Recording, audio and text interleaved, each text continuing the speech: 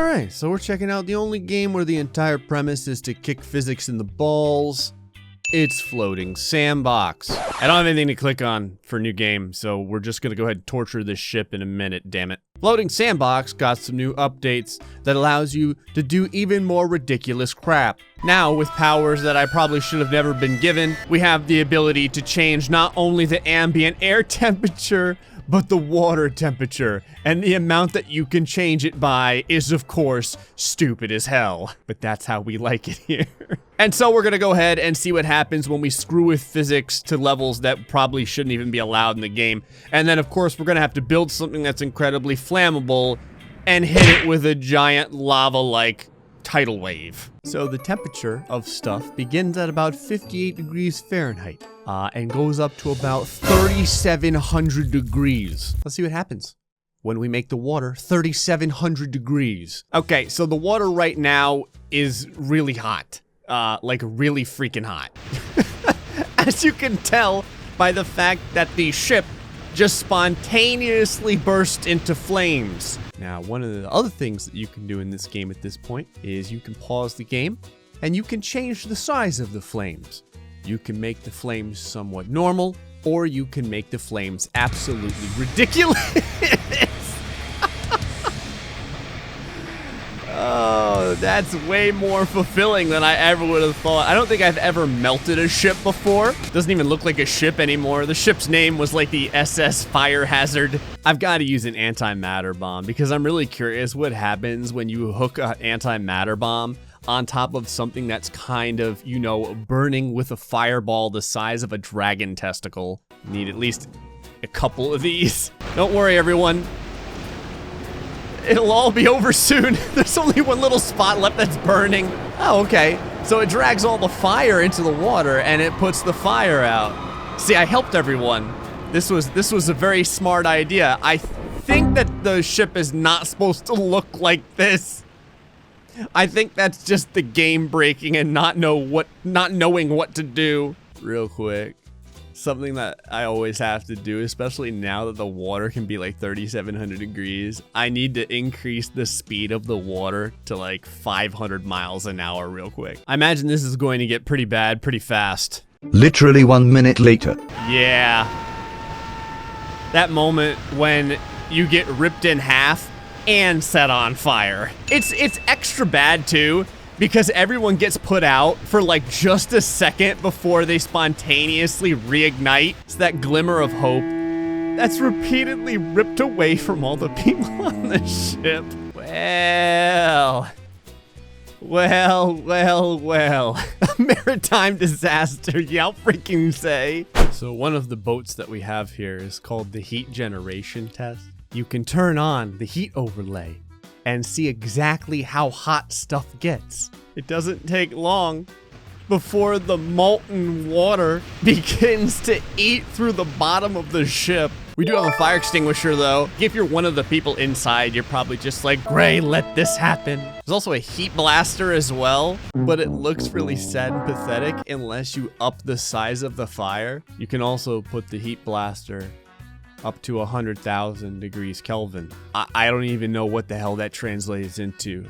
It's really hot. Here we go. Oh, God.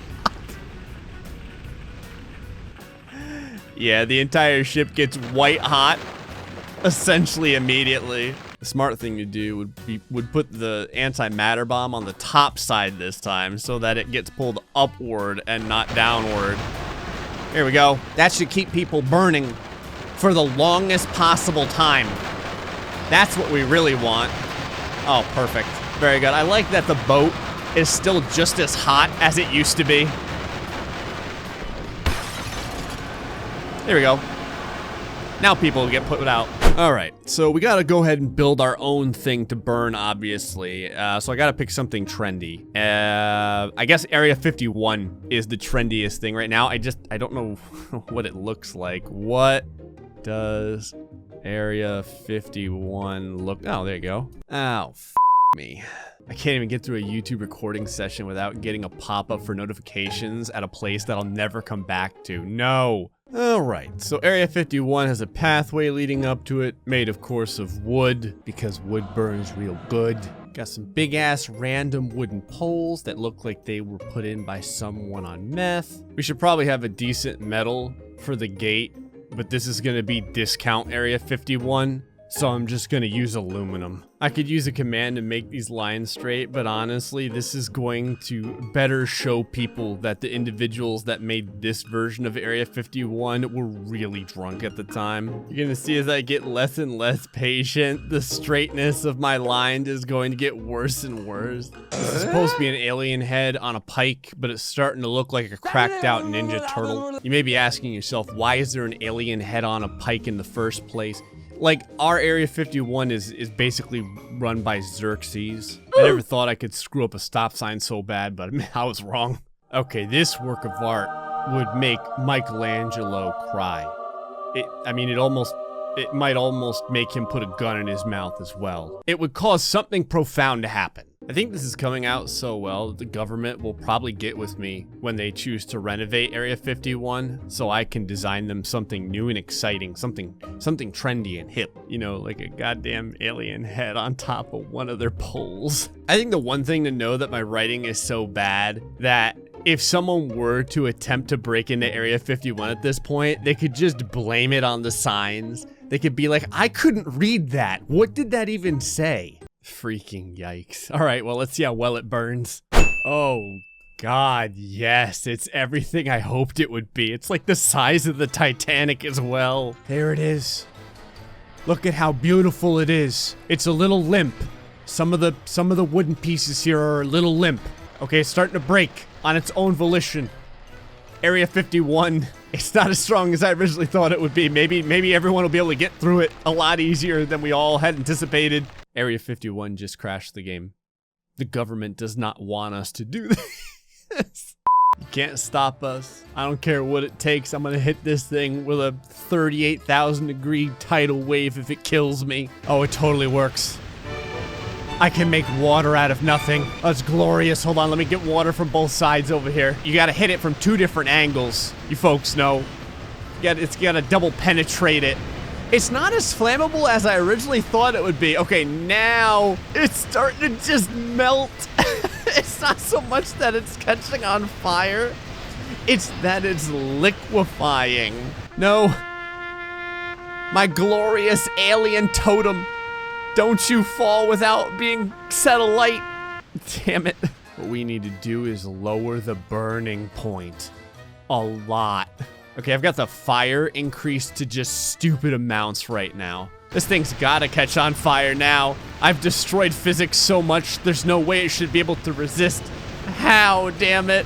Area 51, what are you made out of? Apparently it's just made out of marshmallow. You can see how much heat gets thrown into Area 51, but it just turns into a viscous goo. It doesn't really catch on fire that well. It does show you, though, that the chain link fence is completely unprepared for the onslaught that will befall it. The alien head hath fallen. Real quick, I put the burning point and the melting point way down and put the ambient air temperature up to 3,700 degrees Fahrenheit as well. Just to see what happens. The entirety of this thing should start heating up pretty quickly because of how hot the air is. I appreciate that the alien head is getting the most of the heat so quickly. All right, what do you think's gonna melt first? Area 51 or the alien? No! Oh, it's like a scene out of Silent Hill. Oh, wow. The alien head isn't melting. It is disintegrating. There you go. There's no evidence that aliens were ever here, so Area 51 can claim ignorance. On a side note, though, the rest of Area 51 is legitimately starting to burn now. There goes part of the gate. There goes the complete disregard for physics.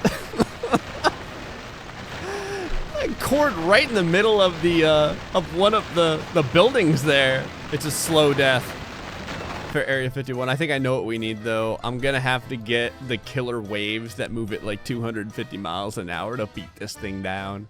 Screw it. Wind and waves at maximum speed. Get it! Okay. Now that did some damage. A lot of this is wood. So I imagine when it hits the ground over here, I mean, it should hold up pretty well. Yeah, that's not too bad. Like the warning sign is still there and everything. Again, the alien is always the first to disintegrate. I like how the warning lettering is what's melting here. So now it just looks like, All right, heat blaster at 100,000. Yeah, all this heat definitely makes the particles do things that it's probably not supposed to do. Like turn into Laffy Taffy. All right, since no one ever gets to see what's ever behind Area 51, I decided to just put Area 51 in front of Atlantis on meth. So now at least there's something there. I feel like a giant government center like this could not exist without at least 1 or 2 Starbuckses. Although now that I look at it, my Starbucks looks more like a crab with like a crown on it.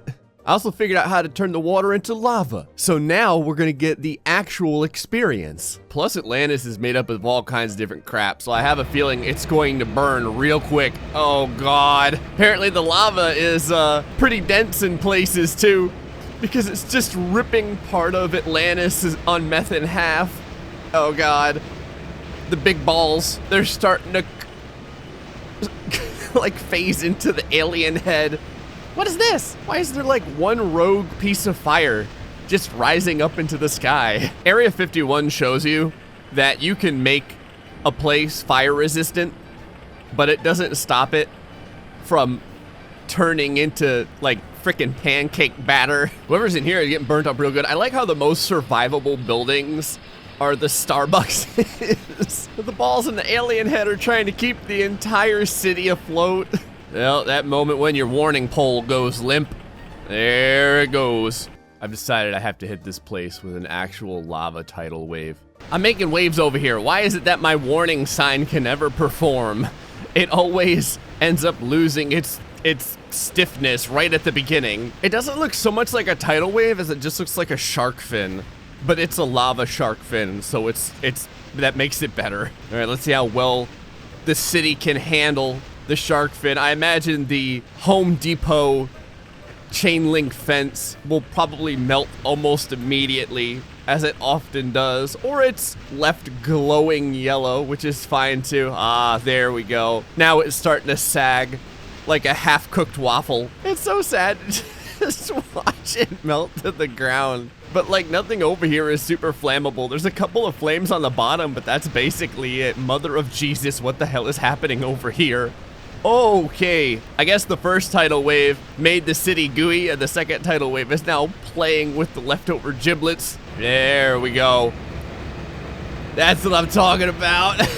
Oh, Jesus. I don't know what happened there. I don't know if that had to do with the heat, the pressure, or both. Yeah, it pretty much melted all of the glass. Oh, that's not supposed to happen. Oh, God. It's like a legion of spider legs. Okay, we're making geometrical figures out of absolutely nothing here. What the hell have I done? What is this? There's another one of those buildings. I don't know what this material is. Okay, I thought Starbucks was okay, but after all the passings of the lava waves, it got really depressed and it deflated. Awesome, I turned half of Meth Atlantis into a chia pet. Screw this, we gotta clean this up. Oh, yes. Oh my God, I don't know what is happening here, but it is absolutely glorious. We are making matter out of absolutely nothing. Yeah, it's like little volcanoes. It must be all the wishes to survive of the populace being thrust into the sky. I've destroyed a lot of cities in Floating Sandbox. I don't think I have ever made a city turn into a bamboo forest or whatever the hell this is. I think the takeaway from this is lava is bad. The game always needed it. It's like a 5,000 foot tall alien head. It's poorly drawn. No, don't get me wrong. It looks like my alien had a stroke, okay? But this is what I can do. I can make poorly drawn alien heads. And then, with the power of the water, I can set them on fire, but damn, it takes a long ass time. Oh god, it's so big too that the FPS is like 6.